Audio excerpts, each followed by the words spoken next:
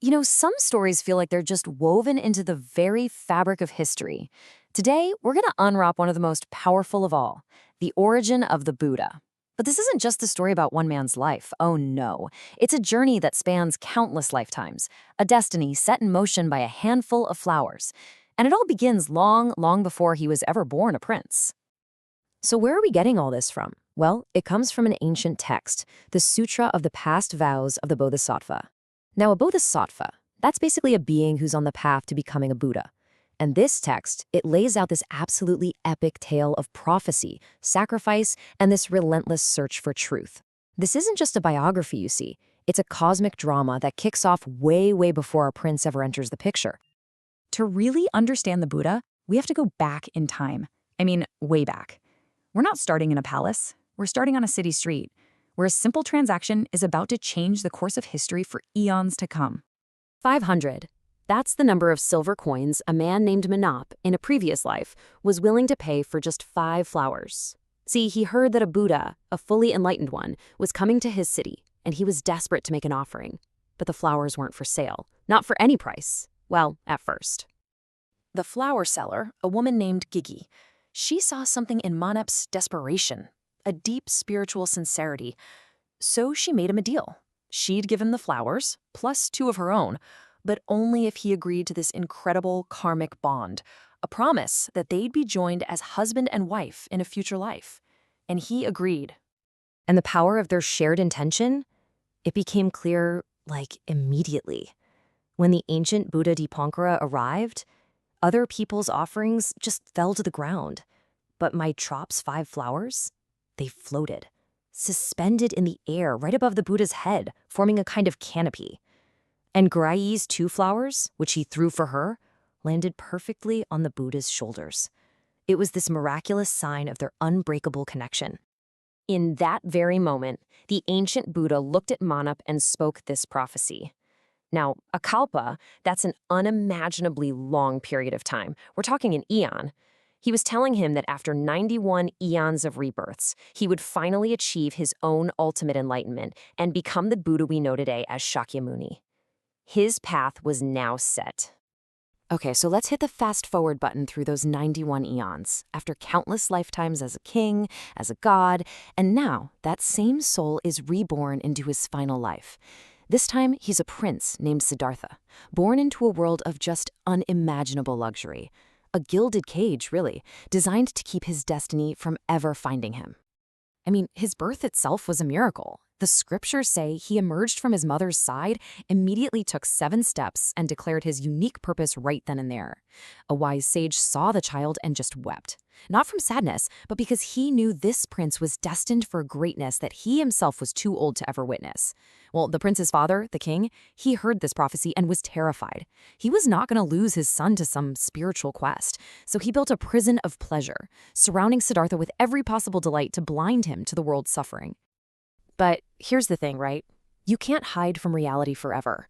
Destiny and the prince's own deep curiosity proved to be much stronger than any palace wall. He asked to see the world outside, and his father, well, he reluctantly agreed, but only after carefully scrubbing the streets of any unpleasant sights. The gods, however, had other plans. On his very first trip out, the gods conjured up an image of a sick man.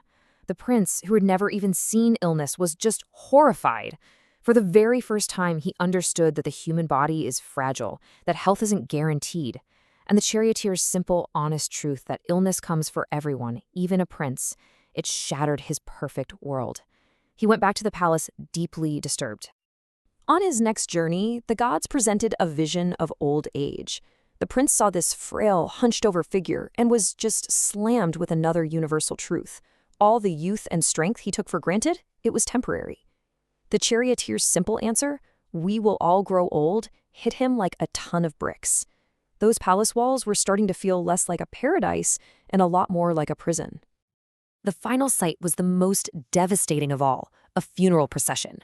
For the first time, Prince Siddhartha really understood the reality of death, not as some abstract idea, but as an inevitable end for everyone he knew and for himself. These 3 sights taken together, they laid the foundation for his awakening, this profound realization that suffering is a fundamental part of life, And with that, his perfect world was completely gone. The pleasure palace had become a cage, and he knew he had to escape. So, confronted by these inescapable truths of sickness, old age, and death, the prince knew he couldn't live a life of ignorant pleasure anymore. He was now driven by a single burning question. If suffering is universal, is there a way to be free from it? He had to find an answer, and that meant leaving everything and everyone behind. That night, as he stood looking at his sleeping wife and his newborn son, it's like the universe itself cleared his path.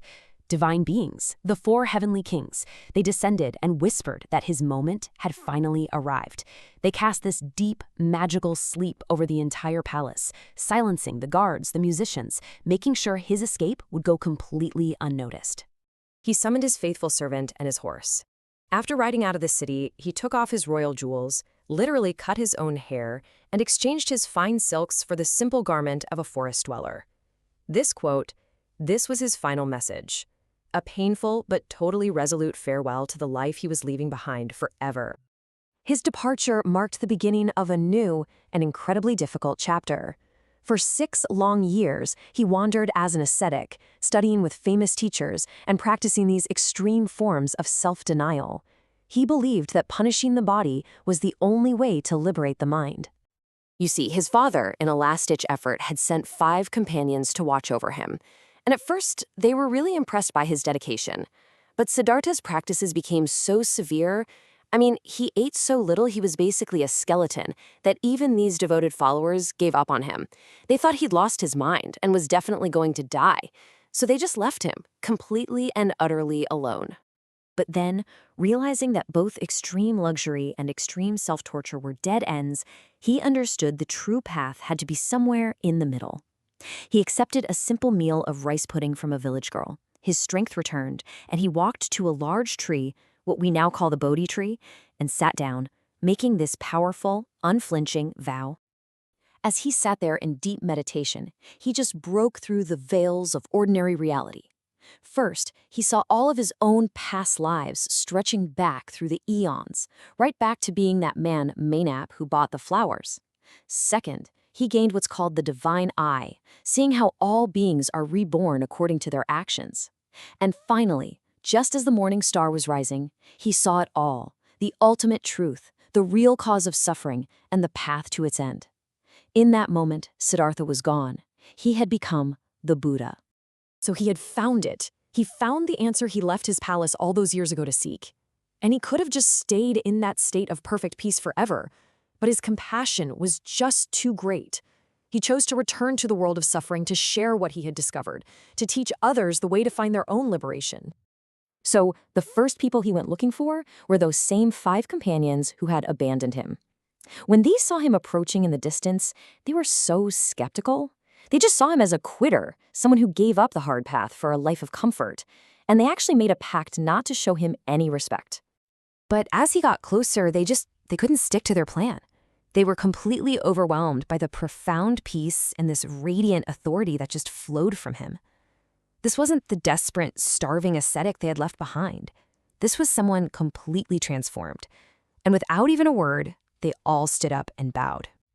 And right there in a deer park, the Buddha delivered his first sermon to those 5 men, and they became the first members of his community. For the next 45 years, he walked all across India, teaching people from every walk of life. The scriptures say that miracles followed him everywhere. The sick were healed. Those who were lost found their way. And his teachings, of course, would eventually spread across the entire world, influencing countless millions right up to this very day. When you really think about it, Siddhartha's transformation from prince to Buddha wasn't just about leaving a palace of luxury. It was about leaving a palace of ignorance. He chose to look directly at the suffering he was shielded from, and in doing that, he found liberation not just for himself, but for the world. So it leaves us with a pretty big question to consider. We all build walls, right, to protect ourselves from difficult truths. What might we discover if we just had the courage to step outside?